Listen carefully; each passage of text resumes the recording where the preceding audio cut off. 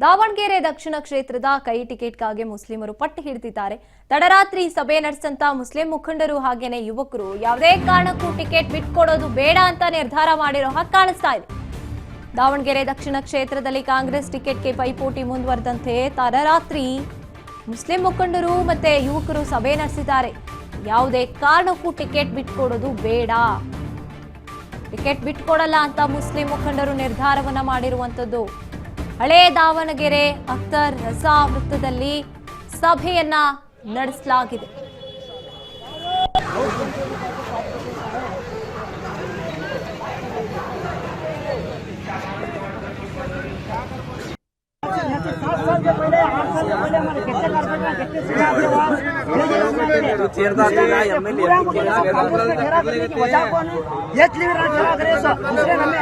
आज लीडर है ना, हमने नहीं दिया तो सीधा है ना कांग्रेस के पीछे ठेर देंगे बोले ये कहाँ तक सही है, ये कहाँ तक सही है बोलो, ये कहाँ तक सही है, ये उन्होंने भी देना राजीनामे जरूरत नहीं है, उनके घर क्या स्थिति चल रही नहीं है, ना अहुदे मिले ना क्या भी मिले उनको, राजीनामे देने लगाना था लास्ट को या बड़ापन करके रखी सीटों के ऊपर। अब ये लास्ट को है ना मंसूर भाई को बदनाम करे सका नमे का मंसूर भाई इतना बड़ा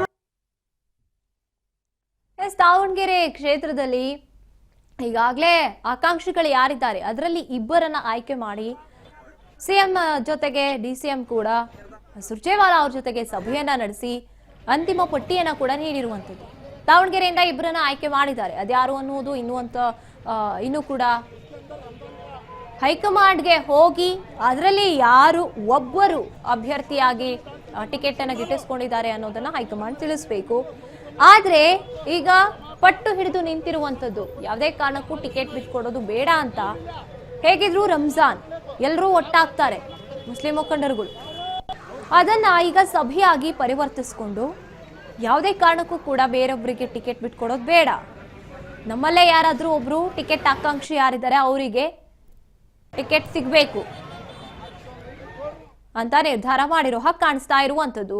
ಇನ್ನು ಈ ಬಗ್ಗೆ ಹೆಚ್ಚಿನ ಮಾಹಿತಿಯನ್ನ ನಮ್ಮ ಪ್ರತಿನಿಧಿ ರಾಮ್ ಪ್ರಸಾದ್ ನೀಡ್ತಾರೆ. ರಾಮ್ ಪ್ರಸಾದ್, ಒಂದ್ ಕಡೆ ಇಬ್ಬರು ಟಿಕೆಟ್ ಆಕಾಂಕ್ಷಿಗಳ ಪಟ್ಟಿಯನ್ನ ನಾಯಕರು ಹೈಕಮಾಂಡ್ಗೆ ಕಳಿಸಿರುವಂತದ್ದು, ಈ ಕಡೆ ನಾವು ಬಿಟ್ಕೊಡೋದೇ ಬೇಡ ಅಂತ ನಿರ್ಧಾರ ಮಾಡ್ತಾ ಇರೋದು ಮುಸ್ಲಿಂ ಮುಖಂಡರು. ಏನಾಗ್ಬೋದು ಇದು ಅಂತ? ಗಾಯತ್ರಿ, ಏನು ದಾವಣಗೆರೆ ದಕ್ಷಿಣ ವಿಧಾನಸಭಾ ಕ್ಷೇತ್ರದಲ್ಲಿ ಈಗ ನೀ ಕೊಡೆ ನಾ ಬಿಡಿ ಅನ್ನುವಂತಹ ವಾತಾವರಣ ಸೃಷ್ಟಿಯಾಗಿದೆ. ಈತ ಏನು ಅಲ್ಪಸಂಖ್ಯಾತ ಮುಖಂಡರುಗಳು ಈ ಬಾರಿ ಕಾಂಗ್ರೆಸ್ ಟಿಕೆಟ್ ನಮಗೆ ಸಿಗ್ಬೇಕು ಅಂತ ಏನು ಹೋರಾಟ ಮಾಡ್ತಾ ಇದ್ರೆ, ಆತ ಹೈಕಮಾಂಡ್ ಸಹ ಯಾವ ರೀತಿ ಈ ಸಮಸ್ಯೆನ ನಿರ್ಧಾರ ಬಗೆಹರಿಸಬೇಕು ಅನ್ನೋದ್ರಲ್ಲಿ ಗೊಂದಲದಲ್ಲಿ ಶುರುವಾಗಿರುವಂತದ್ದು. ಈಗಾಗಲೇ ಬಿಜೆಪಿ ಅಭ್ಯರ್ಥಿ ಶ್ರೀನಿವಾಸ್ ದಾಸ್ ಕರಿಯಪ್ಪ ಪ್ರಚಾರ ಶುರು ಮಾಡಿದ್ದಾರೆ. ಆದ್ರೆ ಕಾಂಗ್ರೆಸ್ ಅಭ್ಯರ್ಥಿ ಇನ್ನೂ ಘೋಷಣೆ ಆಗಿಲ್ಲ ಅನ್ನೋ ಮಾತುಗಳು ಬರ್ತಾ ಇದೆ. ನಿನ್ನೆ ತಡರಾತ್ರಿ ತಡರಾತ್ರಿ ಕಾಂಗ್ರೆಸ್ನ ಮುಖಂಡರುಗಳು ಒಂದು ಸಭೆಯನ್ನ ಮಾಡಿರುವಂತದ್ದು. ಈ ಬಾರಿ ಶತಗತಾಯ ನಾವು ಪ್ರಯತ್ನ ಮಾಡೋಣ, ಏನೇ ಆದ್ರೂ ಟಿಕೆಟ್ ನಮ್ಗೆ ಸಿಗ್ಬೇಕು ಅನ್ನೋ ರೀತಿಯಲ್ಲಿ ಒಂದು ಹೋರಾಟ ಮಾಡ್ತಿರುವಂತದ್ದು. ಟಿಕೆಟ್ ಅಕಸ್ಮಾತ್ ನಮ್ಗೆ ಸಿಗದೇ ಇರುವಂತಹ ಪಕ್ಷದಲ್ಲಿ ಮುಂದಿನ ತೀರ್ಮಾನವನ್ನು ನಾವೆಲ್ಲರೂ ಸೇರಿ ಒಂದ್ ಕಡೆ ಕೂತು ಮಾತಾಡೋಣ, ಈ ಬಗ್ಗೆ ನಾವು ಒಂದು ತೀರ್ಮಾನಕ್ಕೆ ಬರೋಣ ಅನ್ನೋ ರೀತಿಯಲ್ಲಿ ಒಂದು ಸಭೆ ನಡೆದಿರುವಂತದ್ದು. ಗಾಯತ್ರಿ, ಧನ್ಯವಾದ ರಾಮ್ ಪ್ರಸಾದ್ ನಿಮ್ಮೆಲ್ಲ ಮಾಹಿತಿಗಾಗಿ.